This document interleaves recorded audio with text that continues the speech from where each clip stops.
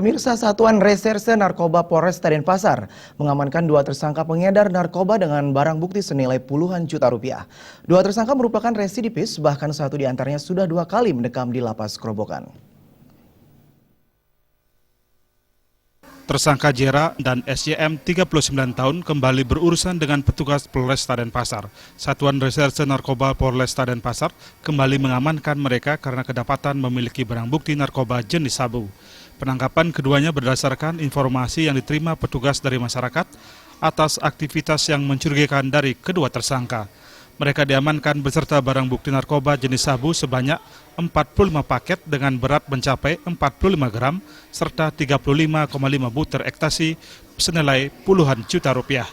Keduanya merupakan residivis dan pernah mendekam di lapas Kerobokan. Bahkan tersangka SYM sudah 2 kali keluar masuk lapas Kerobokan dalam kasus narkoba. Ya, 2 kali. Pertama tahun berapa? 2013. Berapa kena? 1 tahun. Terus yang kedua? 2 tahun 3 bulan. Tahun berapa? 2014. Kita dapatkan yang bersangkutan membawa 6 paket sabu dengan berat kurang lebih 4,5 gram. Total nilai semuanya jadi sekitar 80 juta.